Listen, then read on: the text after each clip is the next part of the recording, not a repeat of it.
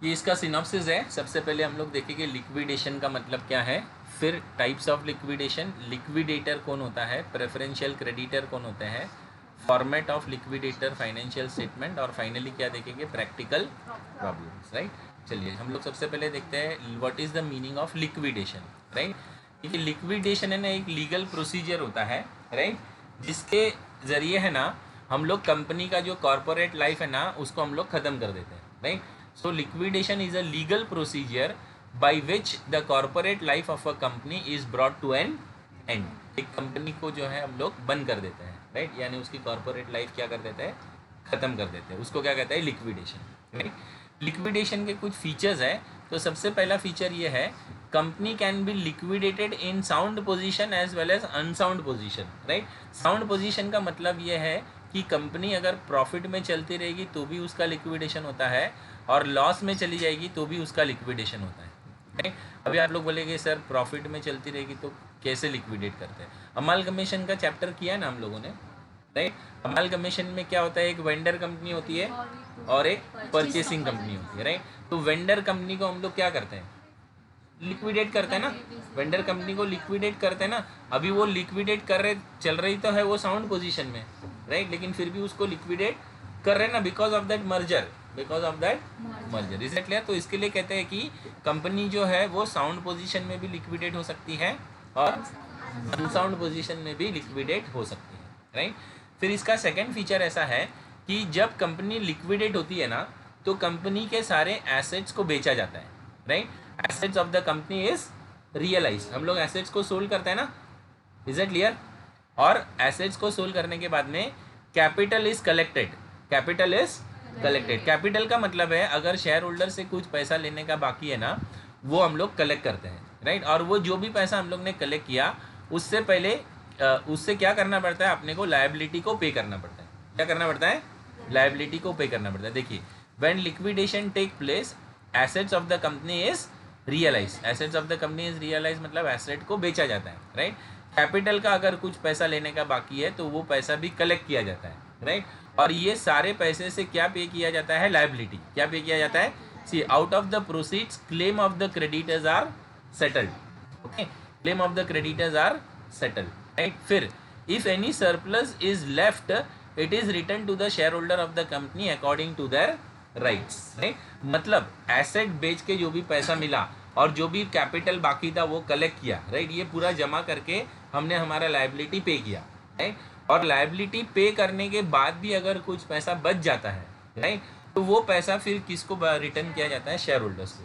किसको रिटर्न किया जाता है, शेयर होल्डर को। और कैसे रिटर्न किया जाता है, according to their rights. According to their rights, according to their rights का मतलब है पहले प्रेफरेंस शेयर होल्डर को मिलेगा और उसके बाद इक्विटी शेयर होल्डर को मिलेगा। Is that clear? Any doubt? समझ में आया? सेकेंड वाला पॉइंट क्लियर है? क्या किया जाता है लिक्विडेशन में, बोलिए, एसेट्स को बेचा जाता है। राइट, कैपिटल का अगर कुछ पैसा बाकी है वो पैसा कलेक्ट किया जाता है। राइट, और वो पूरा पैसे से फिर क्या किया जाता है, लायबिलिटीज को पे किया जाता है। लायबिलिटीज को पे किया जाता है, और लायबिलिटी पे करने के बाद अगर कुछ सरप्लस बच गया, अगर कुछ सरप्लस बच गया तो वो किसको बांटा जाता है, शेयर होल्डर्स को। किसको बांटा जाता है, शेयर होल्डर्स को। कौन से बेसिस पे, उनके राइट्स के हिसाब से। उनके राइट्स मतलब पहले किसको पे करेंगे, प्रेफरेंस शेयर होल्डर्स को, और बाद में किसको पे करेंगे, इक्विटी शेयर होल्डर्स को। राइट, तो अभी आपको क्या लगता है ये एक मतलब प्रोफेशनल काम है कि नहीं है? राइट, तो आगे क्या लिखा है देखिए, the job of realising the various assets and paying the liabilities in a systematic way is perform by a person called liquidator. Is perform by a person called liquidator. Right, मतलब एक professional को बुलाया जाता है जो ये काम में माहिर रहता है। राइट, और लिक्विडेटर कोई भी बन सकता है, ग्रेजुएशन के बाद में कुछ एक्सपीरियंस और कुछ एग्जाम एक आध वगैरह रहता है, वो अगर आप लोग ने क्लियर किया तो you can become a liquidator. Right, और ये काम करने के लिए मतलब रेम्यूनरेशन मिलता है, फ्री में काम करना नहीं होता है। राइट, तो देखिए, the job of realising the various assets and paying the liabilities in a systematic way, right, is perform by a person. एक पर्सन वो ये काम करता है, वो पर्सन को क्या बोलते हैं, लिक्विडेटर। क्या बोलते हैं, लिक्विडेटर। राइट, फिर अभी वो लिक्विडेटर को कौन अपॉइंट करता है, वो डिपेंड करता है upon the mode of liquidation. किस पे डिपेंड करता है, मोड ऑफ लिक्विडेशन पे, राइट। मतलब मान लीजिए आप अमालगमेशन के लिए लिक्विडेशन कर रहे हो तो आप खुद अपॉइंट कर सकते हो लिक्विडेटर को, राइट। लेकिन आप कंगाल हो गए हो और कानून की वजह से आप अपनी कंपनी बंद हो रही है तो फिर उस केस में फिर कोर्ट जो है वो लिक्विडेटर को अपॉइंट करते हैं। Is it clear? Any doubt? Okay. तो ये जो एसेट को रियलाइज करने का और लाइबिलिटीज़ को पे करने का जो काम प्रोफेशनली हैंडल करते हैं उसको क्या कहते हैं? Liquidator, right. और लिक्विडेटर को कौन अपॉइंट कर सकता है? वो सिचुएशन पे डिपेंड करता है, राइट। कभी कंपनी खुद अपॉइंट करती है और कभी कौन अपॉइंट करता है? शेयर होल्डर, ये कोर्ट अपॉइंट करता है। उसको कोर्ट को अभी नाम बोलते हैं NCLT, ठीक है। चलिए आगे बढ़ेंगे, चौथा पॉइंट देखते हैं। When winding up takes place, shareholders are described as contributor.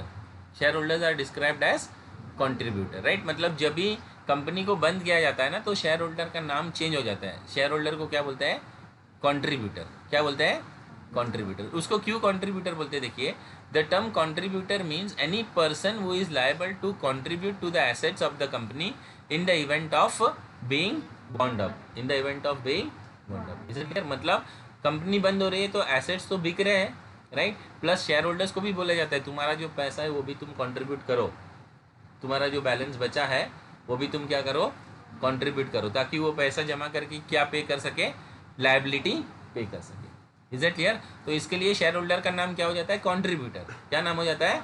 Contributor. क्यों उसका नाम कंट्रीब्यूटर होता है? क्लियर है ना? क्योंकि एसेट बेच के जो पैसा मिला है उसके अंदर शेयर होल्डर भी अपना जो बैलेंस बचा है वो भी कंट्रीब्यूट करता है ना, वो डब्बे में वो भी डालेगा ना, हाँ भाई ठीक है मेरा इतना बैलेंस ले लो और लायबिलिटी को पे कर दो। Okay, see the assets of the company in the event of winding up. See if payments are short to discharge the liabilities then uncall capital from the share holders will be called up. Okay, uncall capital called up करते हैं। Uncall capital का meaning clear है ना? मतलब मान लीजिए एक share 100 रुपये का है, एक शेयर कितने का है?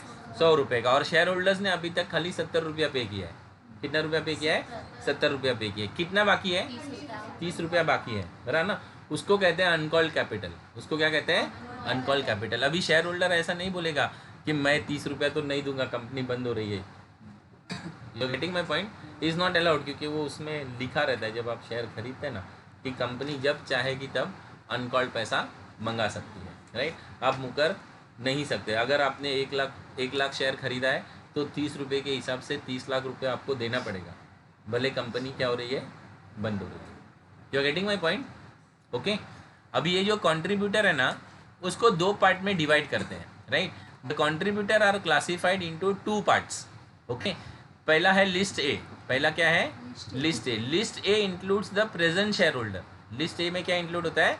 Present share holder. Present share holder का मतलब है, मान लीजिए आज मैं कंपनी को लिक्विडेट कर रहा हूँ, राइट। तो आज की डेट में जो भी मेरे शेयर होल्डर्स है ना उसको मैं कौन से इसमें रखूँगा? लिस्ट ए में। किस में रखूँगा? लिस्ट ए में। Is it clear? फिर लिस्ट बी में कौन से शेयर होल्डर्स रहते हैं, right. See list B includes the past shareholders who sold their shares in the last 12 months. Who sold their share in the last 12 months. Is that clear? List B में ऐसे share holder है वो अभी तो मेरे share holder नहीं है, right, लेकिन इसके 1 साल पहले वो मेरे शेयर होल्डर थे। उसको मैं क्या बोलूँगा? List B. उसको मैं क्या बोलूँगा? List B. You are getting my point? देखिए ये क्यों लिस्ट बी बनाया जाता है मालूम है? क्योंकि कभी कभी क्या होता है मालूम है, ये जो लिस्ट ए वाले बंदे रहते हैं ना वो क्या बोलते हैं कि ये जो मार्केट में अनकॉल्ड था तो वो 70 रुपीज़ के हिसाब से ही उसका मार्केट वैल्यू चल रहा था। You are getting my point? और अभी आप हम लोग ने शेयर ले लिया और अभी आप कंपनी बंद कर रहे हैं तो आप हमको बोल रहे हैं कि पैसा भरने के लिए, जबकि हम लोग तो ये अभी ही आए, मतलब यही साल, पिछले साल ही लिया है ना share. You are getting my point? ये कंपनी जब अच्छी चल रही थी तो कंपनी का पूरा मलाई किसने खाया? बोलिए, लिस्ट बी वालों ने खाया ना, बराबर। और लिस्ट ए में कुछ शेयर होल्डर ऐसे जो यही साल आए। You getting my point? तो वो मुझे देंगे 30 रुपया? नहीं देंगे ना। तो फिर ऐसे सिचुएशन में मैं किसको पकड़ूंगा? लिस्ट बी वाले को। You getting my point? See note, list B share holders are liable to pay only when the present share holders are unable to pay the required contribution and debts of the company. Is it clear? मतलब अगर मान लीजिए मेरे list A वाले इतने share holder है ना, उससे मेरा काम हो ही जा रहा है, राइट, ज़रूरत पड़ रही नहीं है, तो फिर मैं ये जो लिस्ट बी वाले हैं ना इनको डिस्टर्ब नहीं करूँगा, राइट। लेकिन कभी कभी सिचुएशन ऐसा भी आता है कि लिस्ट ए वाले से मैंने जो पैसा कलेक्ट किया ना वो कम पड़ रहा है, राइट। तो उस केस में फिर मुझे किसको परेशान करना पड़ेगा, ये लिस्ट बी वाले को परेशान करना पड़ेगा। Is that clear? ओके। अभी अ contributor is not entitled to claim the set off in respect of any amount due to him for dividend or any other sum, right. अभी शेयर होल्डर लोग ऐसा नहीं बोल सकते कि भाई मेरा 30 रुपया बाकी है ना, तो कंपनी जो है मेरा डिविडेंड रहेगा, वो डिविडेंड के अगेंस्ट में एडजस्ट कर लो ना। You getting my point? तो ऐसा एडजस्टमेंट नहीं होता है। देखिए डिविडेंड देना है ना कोई कंपलसरी नहीं है, कोई भी कानून में नहीं लिखा है कि कंपनी को शेयर होल्डर को डिविडेंड देना है। You getting my point? वो तो ठीक है, कंपनी प्रॉफिट करती है तो डिविडेंड शेयर करती है, लेकिन उसके ऊपर लीगल ऑब्लिगेशन नहीं है डिविडेंड देना, राइट। आपने किसी कंपनी के शेयर खरीदे और कोई कंपनी आपको 10 साल तक भी डिविडेंड नहीं देगा ना, आप कोई भी कोर्ट में जाके बोल नहीं सकते कि भाई ये कंपनी मेरे को डिविडेंड नहीं दे रही है। You getting my point? Because paying dividend is not a legal obligation. Is that clear? लेकिन ये तुम्हारा जो बाकी का पैसा बचा है और कंपनी बंद हो रही है तो वो लीगल ऑब्लिगेशन है, वो अगर आप नहीं देंगे तो फिर कानून आपसे वसूल कर सकता है। Any doubt students? ये पॉइंट समझ में आ रहा है? A contributor is not entitled to claim the set off in respect of any amount due to him for dividend और एनी अदर सम। मतलब शेयर होल्डर ऐसा नहीं बोल सकता है कि मेरा जो 30 रुपया बाकी है ना डिविडेंड के अगेंस्ट एडजस्ट कर लो, राइट। डिविडेंड कोई कंपलसरी नहीं होता है। Any doubt students? Shall I proceed further?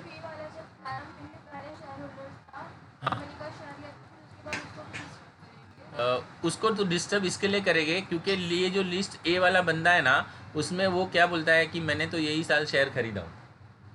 You are getting my point? तो बाकी का 30 रुपया जो है वो मैं नहीं पे करूँगा, राइट। क्यों नहीं पे करूँगा? क्योंकि अभी मुझे तो आके 1 साल हुआ है, और ये बंदे लोग जब आप लोग इतने साल से कंपनी चला रहे थे, आप बोनस शेयर दे रहे थे, आप डिविडेंड दे रहे थे, वो सब मलाई किसने खाया बोलिए? बी वाले ने खाया, पता ना। तो डिस्टर्ब करना चाहिए कि नहीं करना चाहिए? You getting my point?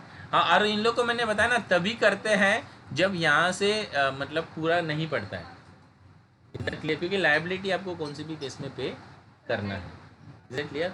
और वो आप मुकर भी नहीं सकते हैं क्योंकि उसमें लिखा होता है कि अगर आपने शेयर पे कर दिए 1 साल के अंदर, अब मान लीजिए 2-4 साल पहले बेच चुके हैं, उनको नहीं बोलते हैं। उसमें क्लॉज लिखा रहता है कि अगर आपने बेच दिया और 1 साल के अंदर उसका लिक्विडेशन हो रहा है और लिस्ट ए वाले नहीं पे कर रहे हैं तो आपको पे करना पड़ेगा। सारी चीज़ें ब्लैक एंड वाइट में रहती है, राइट। और उसके ऊपर आपका सिग्नेचर भी होता है। Is it clear? चलिए, shall we proceed further? Types of liquidation. अभी इसमें पहला लिक्विडेशन है वॉलेंटरी। पहला लिक्विडेशन क्या है? Voluntary. When company is voluntary liquidated by the share holder, it is not compulsory that company is in loss, right. Voluntary मतलब खुद से लिक्विडेशन कर रहे हैं ना। खुद से लिक्विडेशन अमालगमेशन, मर्जर, एब्जॉर्प्शन वगैरह में होता है ना। एक कंपनी लिक्विडेट होती है ना, तो उसको क्या बोलते हैं? Voluntary liquidation. ओके। तो अगर अभी वॉलेंटरी लिक्विडेशन करना है तो if the company wants to wind up, company will call the meeting of the share holder. Company क्या करेगी? शेयर होल्डर्स का मीटिंग बुलाएगी, right. If the special resolution is passed, company will liquidate. Company will liquidate, right. और liquidate का आपने resolution pass कर लिया, लेकिन कहाँ पे अप्लाई करना पड़ता है? कोर्ट में भी जाके अप्लाई करना पड़ता है। Is it clear? क्योंकि कोर्ट को बताना पड़ता है कि भाई हम अपनी कंपनी क्या कर रहे हैं? लिक्विडेट कर रहे हैं, ठीक है। फिर दूसरा है कंपलसरी लिक्विडेशन। दूसरा क्या है? Compulsory. If the company work against the company law, means not following the rules, then the registrar of the company has the power to wind up the affairs of the company. Is it clear? Compulsory मतलब कानून के हिसाब से liquidation इसका होता है, right. जैसे Videocon company पहले बहुत अच्छी चलती थी, राइट, इलेक्ट्रॉनिक्स में, लेकिन अभी वो नहीं है, राइट। ओके, क्यों नहीं है बोलिए? कि उसका क्या हुआ है? कंपलसरी लिक्विडेशन हुआ है। क्या हुआ है? Compulsory liquidation. मतलब उन्होंने क्या किया? अपना लाइन छोड़ के, लोग बोलते हैं ना कि भाई चलिए इधर भी अच्छा पैसा है, इधर भी अच्छा पैसा है, एंड ही ट्राई टू, मतलब उन्होंने बहुत सारा कर्जा ले लिया और बहुत सारे लाइंस में बिजनेस करना स्टार्ट किया, और जिसको वो मैनेज नहीं कर पाए, उनका कर्जा ज़्यादा हो गया। जो उनका मेन लाइन था टेलीविज़न वाला, वो बहुत अच्छा था, लेकिन कहते हैं ना इंसान लालची होता है, राइट। वो चाहता है कि हर जगह से मुझे मिल जाए, राइट। तो वो लालच के उसमें उसने काफ़ी कर्जा लेके बहुत सारे प्रोजेक्ट स्टार्ट किए और सारे प्रोजेक्ट जो है वो सफल नहीं हुए, तो उसको कंपनी कोर्ट ने ऑर्डर दिया और उसको क्या करना पड़ा, लिक्विडेट करना पड़ा। You getting my point. तो उसको क्या बोलते हैं, कंपल्सरी लिक्विडेशन। क्या बोलते हैं, कंपल्सरी लिक्विडेशन, राइट। तो अभी क्लियर है, दोनों मीनिंग क्लियर है, वॉलेंटरी लिक्विडेशन और कंपल्सरी लिक्विडेशन, राइट। अब यहाँ पे हम लोग ने देखते हैं लिक्विडेटर कौन होता है, right. See in case of compulsory liquidation a person is appointed by the court known as liquidator, right. अभी ये कंपल्सरी लिक्विडेशन में लिक्विडेटर को कौन अपॉइंट करता है, कोर्ट अपॉइंट करता है। कौन अपॉइंट करता है, कोर्ट अपॉइंट करता है, राइट। कंपनी खुद अगर कंपल्सरी में अपॉइंट करेगी ना तो वो मैनिपुलेट करेगी ना लिक्विडेटर को, पैसा वैसा खिला के, राइट। सही वैल्यूएशन करेगा क्या वो एसेट्स का और लायबिलिटी का, इसके लिए कंपनी नहीं अपॉइंट करती है। कौन अपॉइंट करता है, कोर्ट अपॉइंट करती है, राइट। फिर लिक्विडेटर को क्या करना होता है, the liquidator is to submit a report regarding the current position of the company within 30 days, right. मतलब 30 दिन के अंदर लिक्विडेटर को रिपोर्ट करना पड़ता है कि भाई ये कंपनी का करंट पोजीशन क्या है। करंट पोजीशन क्या है, मतलब कंपनी की जो एसेट्स है उसका मार्केट में क्या वैल्यू है, राइट। और कंपनी को जो लायबिलिटी पे करना है वो लायबिलिटी का भी क्या मार्केट वैल्यू है, राइट। तो ये स्टेटमेंट उसको बनाना पड़ता है। The statement which is prepared by the liquidator is known as statement of affairs. उसको क्या बोलते हैं, statement of affairs, right. It is based on the current realisable value of the assets and the liabilities, right. जो market में current value चलता रहेगा assets का और लायबिलिटीज का, उसके बेसिस पे लिक्विडेटर एक स्टेटमेंट बनाता है, उसको क्या कहते हैं, स्टेटमेंट ऑफ अफेयर्स। क्या कहते हैं, स्टेटमेंट ऑफ अफेयर्स। और वो स्टेटमेंट बना के किसको सबमिट करता है, कोर्ट को सबमिट करता है, क्योंकि उसने अपॉइंट किसको किया है, किसने अपॉइंट किया उसको, कोर्ट को, कोर्ट ने अपॉइंट किया। क्लियर है, ओके। अभी आपको ये समझ में आया कि लिक्विडेशन में एसेट्स को बेचना है और लायबिलिटी को पे करना है। एसेट को बेचना है और लायबिलिटी को पे करना है, राइट। तो अभी लायबिलिटी को पे करने का भी है ना एक सीक्वेंस है, राइट। तो सबसे पहले क्या पे करते हैं हम लोग, प्रेफरेंशियल क्रेडिटर। क्या पे करते हैं, प्रेफरेंशियल क्रेडिटर, राइट। अभी प्रेफरेंशियल क्रेडिटर का मतलब क्या है, प्रेफरेंशियल क्रेडिटर मतलब वो यहाँ पे अभी क्रेडिटर का मतलब लिटरली जो हम लोग क्रेडिटर लिखते हैं ना वो नहीं है। क्रेडिटर मतलब सारे लायबिलिटीज, लायबिलिटी साइड में जितने भी है ना वो सबको हम लोग क्या बोलेंगे, क्रेडिटर, राइट। तो वो क्रेडिटर में प्रेफरेंशियल किसे कहते हैं, राइट। तो प्रेफरेंशियल का मतलब क्या होता है कि हम लोग पहला प्रेफरेंस उसको देंगे, पहला प्रेफरेंस उसको देंगे, मतलब उसका पेमेंट पहले करेंगे। जो भी एसेट्स मेरे बिकेंगे तो प्रेफरेंशियल क्रेडिटर को मैं पहले पेमेंट करूँगा, मतलब वो लिक्विडेटर का काम है देखना कि ये कानून फॉलो हो रहा है या नहीं हो रहा है, राइट। तो अभी प्रेफरेंशियल क्रेडिटर में कौन कौन आता है, राइट। तो सबसे पहले क्या है, amount due to the government in the preceding 12 months either to central government और स्टेट गवर्नमेंट और local authority. Is it clear, मतलब अगर आप कंपनी बंद कर रहे हैं तो सरकार का जो भी पैसा बाकी है, राइट, टैक्स हो, इंटरेस्ट हो, पेनल्टी हो, जो भी हो, सबसे पहला एसेट बिका तो किसका तिजोरी भरना चाहिए, सरकार का। Is it clear, any doubt. तो सबसे पहले किसको पे करना है बोलिए, गवर्नमेंट को, राइट। चाहे वो कौन से भी गवर्नमेंट हो, सेंट्रल गवर्नमेंट हो या स्टेट गवर्नमेंट हो या लोकल अथॉरिटी हो, राइट। फिर उसके बाद किसका पेमेंट करना है, amount due to the worker under industrial dispute act, right. जो भी वर्कर है उसका पैसा पहले पे करना है, राइट। और वर्कर का उसमें मैक्सिमम दिया है, मैक्सिमम कितना मिलेगा, 10,000 पर वर्कर, 10,000 पर वर्कर, राइट। फिर तीसरे पॉइंट पे किसका पेमेंट करना है, amount due to employees for salaries and wages. Salary of managing director is not included in the list of preferential creditor, right. इसमें मतलब मैनेजिंग डायरेक्टर का सैलरी छोड़ के बाकी का जो भी स्टाफ है ना उसका सैलरी किस में आता है, प्रेफरेंशियल क्रेडिटर में। किस में आता है, प्रेफरेंशियल क्रेडिटर में, मतलब उसको पहले पे किया जाता है। अभी उसमें भी उन्होंने लिमिट दिया, देखिए, salary due in the preceding 12 months, last 12 महीने का उसका सैलरी, और maximum 4 months can be preferential, maximum 4 months can be preferential. 12 महीने का बाकी है तो पूरा 12 महीने का प्रेफरेंशियल नहीं है। कितने महीने का प्रेफरेंशियल है, 4 महीने का, ओके। बाकी का जो है वो जनरल कैटेगरी में चला जाएगा, प्रेफरेंशियल वाले कैटेगरी में नहीं रहेगा, राइट। और फिर दूसरा एक लिमिट दिया है 20,000 per person, 20,000 per person, okay. फिर नेक्स्ट पॉइंट पे बोला है amount due to the employ of earn leave salary. उसका कुछ अर्न लीव सैलरी है। अर्न लीव सैलरी आप लोगों ने सैलरी चैप्टर में पढ़ा होगा ना, साल का 30 लीव अलाउ रहता है, राइट। अगर वो लीव आपने नहीं लिया है तो वो क्रेडिट हो जाता है आपके नाम पे, और जब आप रिटायर होते हैं या छोड़ के जाते हैं तो वो जितना अपना आपका लीव हुआ रहेगा उसके हिसाब से आपको पेमेंट दिया जाता है, ठीक है। फिर अगर वर्कमैन कंपेंसेशन के हिसाब से अगर कुछ वर्कर को पैसा देने का बाकी है तो वो पे करना है, राइट। फिर अगर provident fund, gratuity, pension, insurance वगैरह वर्कर का बाकी है तो वो आपको पे करना है। Is it clear? तो ये सारा कौन सा क्रेडिटर है? Preferential creditor. प्रेफरेंशियल क्रेडिटर में इन शॉर्ट आपको याद रखना है गवर्नमेंट का पैसा, वर्कर का पैसा और स्टाफ का पैसा, ये सब किस में आता है? प्रेफरेंशियल क्रेडिटर में आता है। अच्छा, इसके बाद में आपको क्या करना है, देखिए, you have to prepare the liquidator's final statement. क्या बनाना है? Liquidator's final statement, right. अभी देखिए लिक्विडेटर्स फाइनल स्टेटमेंट कैसे बनता है, राइट। लिक्विडेटर्स फाइनल स्टेटमेंट में सबसे पहले हमारे पास जो भी कैश है, ये कैश बुक है, मतलब ये रिसीट साइड है और ये कौन सा साइड है? Payment side, right. तो सबसे पहले हमारे पास जो कैश है या जो हमारा बैंक बैलेंस है वो यहाँ पे लिखा जाता है। Is it clear? क्योंकि वो एकदम लिक्विड आइटम है ना, मेरे पास रेडी वो पैसा अवेलेबल है। Is it clear? उसके बाद में सेकेंड पॉइंट में sale and collection from asset, sale and collection from asset, right. मतलब एसेट बेच के कितना पैसा मिल रहा है, ओके। और ये ना अपने को कौन सा ऑर्डर लेना है अपने को? We have to take the order of liquidity, order of liquidity. अभी ऑर्डर ऑफ लिक्विडिटी का मतलब क्या है, राइट। मान लीजिए मेरे को डेटर से 1 लाख रुपया लेने का है, राइट, और मेरे पास 1 लाख रुपए का मशीन भी है, राइट। अभी आप मुझे बताइए मशीन पहले बिकेगा कि डेटर से कलेक्शन मेरा जल्दी होगा? जाइए मार्केट में, बिक जाएगा मशीन, बताइए। डेटर्स का मतलब क्या है? मैं ऑलरेडी उसको माल बेच चुका हूँ, बराबर ना। उसका कॉलर पकड़ के पैसा ले सकता हूँ कि नहीं ले सकता हूँ? हाँ, कॉलर पकड़ के मशीन बेच सकता हूँ? क्लियर है ना? समझ में आया? तो in the order of liquidity, in the order of liquidity.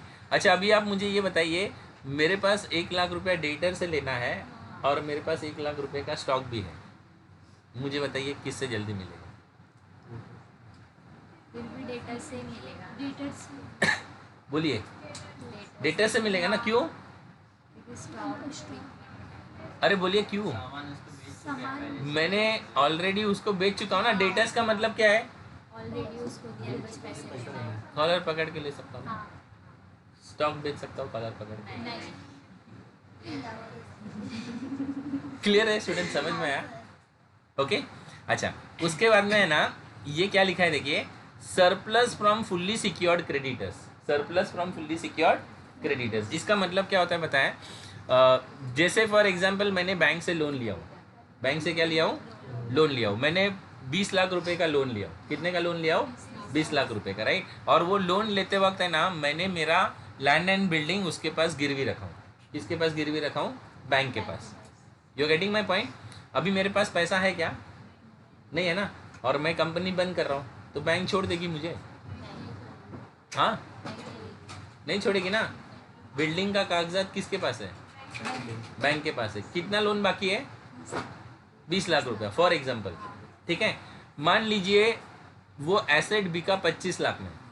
कितने में बिका? 25 लाख में बिका। बैंक पूरा 25 लाख रख सकती है? नहीं रखेगी ना। क्या करेगी बोलिए? अपना 20 लाख माइनस करके मुझे 5 लाख रिटर्न कर देगी। 5 लाख रिटर्न कर दी। उसको क्या बोलते हैं? Surplus from fully secured creditors. Surplus from any doubt? Clear है?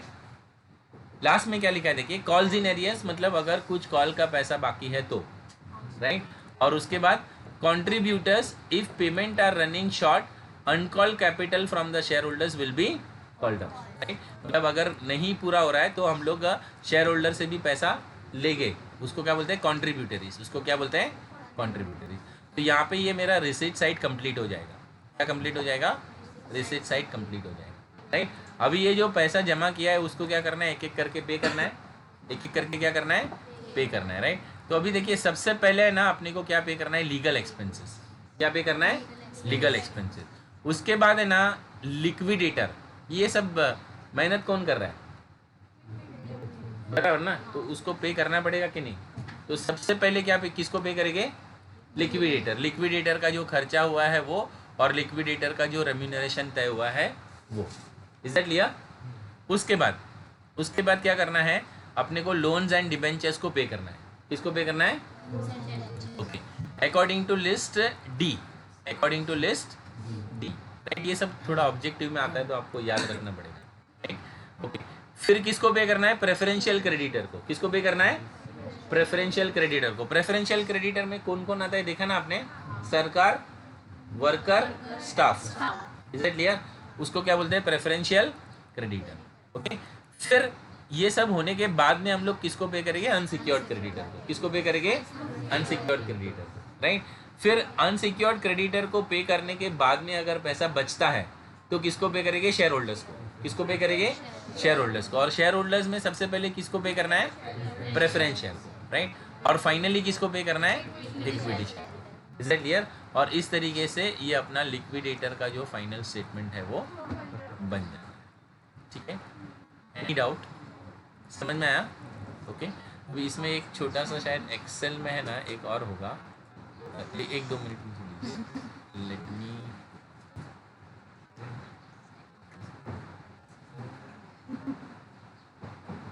अरे पर वो फ्लो में जाएगी ना,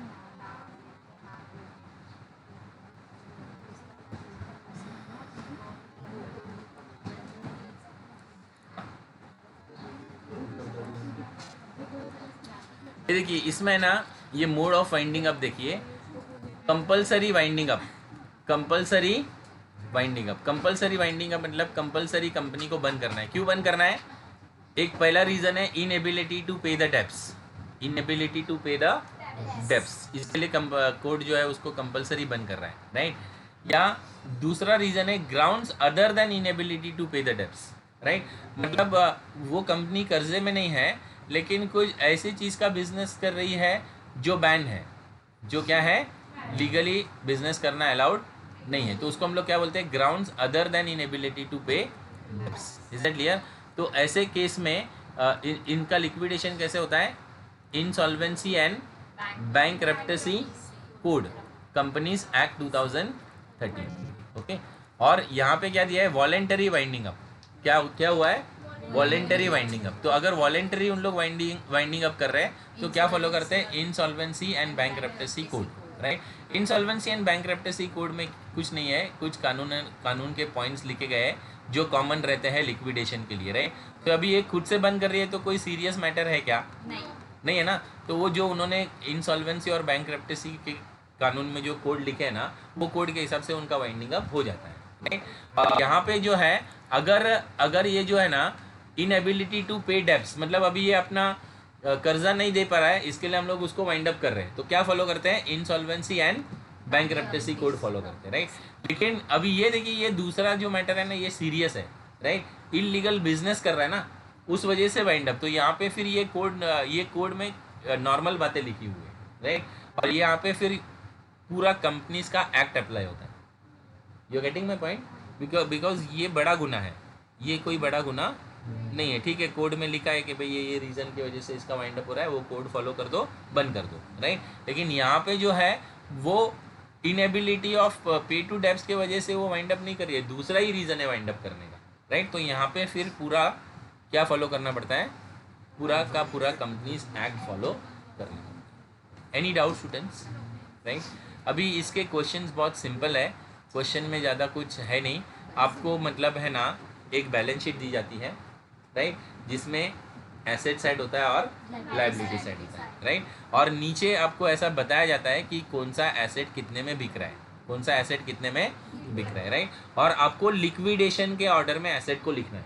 कौन सा ऑर्डर में लिखना है, लिक्विडेशन में। इसके लिए सबसे पहले किसको लिखते बोलिए, cash in hand and bank balance को लिखते, राइट। उसके बाद फिर क्या लिखेंगे, सेल हो रहा है ना, मतलब उसमें डेटर्स पहले आएगा ना डेटर्स, फिर स्टॉक आएगा, उसके बाद फिर फिक्स एसेट्स आएंगे, राइट। फिर आपको ये भी बोला होगा कि भाई ये बैंक लोन था, इसके अगेंस्ट लैंड एंड बिल्डिंग गिरवी था, राइट। लैंड एंड बिल्डिंग बेच के इतना मिला, तो आपको सरप्लस निकालना पड़ेगा, राइट। अच्छा, अगर कुछ कॉल का पैसा मंगाया है तो कॉल का पैसा आपको यहाँ पे लिखना पड़ेगा। ये सब बाद में आता है, स्टार्टिंग में आपको यहाँ तक करना होता है। रिसीट साइड में कैश एंड बैंक बैलेंस लिखना होता है, एसेट बेच के कितना पैसा मिला और कौन से ऑर्डर में, लिक्विडिटी के ऑर्डर में, राइट। और अगर कोई सिक्योर्ड क्रेडिटर है, मतलब कोई बैंक लोन है, तो वो लोन एडजस्ट करने के बाद कितना पैसा बचा, ये 3 चीज़ें आपको मेन रिसीट साइड में लिखनी होगी। Is it clear? फिर पेमेंट साइड आपको करना है। पेमेंट साइड में आपको स्ट्रिक्टली ऑर्डर फॉलो करना है। क्या फॉलो करना है? ऑर्डर। पहले क्या पे करेंगे बोलिए? Legal expenses. लीगल एक्सपेंस के बाद क्या पे करेंगे? लिक्विडेटर का रेम्यूनरेशन। लिक्विडेटर का रेम्यूनरेशन के बाद क्या पे करेंगे? ये डिबेंचर्स वगैरह जो है वो पे करेंगे, राइट। डिबेंचर्स के बाद क्या पे करेंगे? Preferential creditor, right. और प्रेफरेंशियल क्रेडिटर के बाद क्या पे करेंगे? अनसिक्योर्ड। अनसिक्योर्ड पे करेंगे ना, क्योंकि कुछ ऐसे हो गए जो सिक्योर्ड नहीं होंगे, अनसिक्योर्ड पे करेंगे, राइट।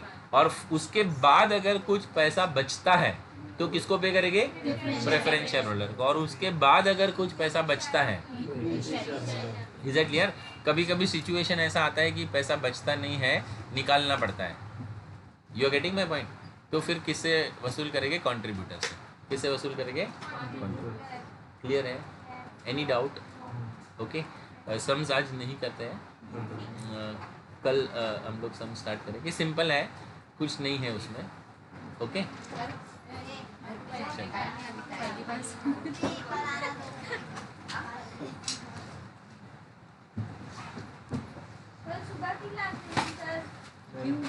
नहीं ना, कल फ्राइडे 2:30 को ही रखते हैं, नई टाइमिंग में। हालांकि मैं सोचा था शफल करने, लेकिन वो फिर प्रॉब्लम हो जाता है। We will not shuffle the time. हाँ, 30 का 2:30 और ये सब लोग प्लीज़ लिख कर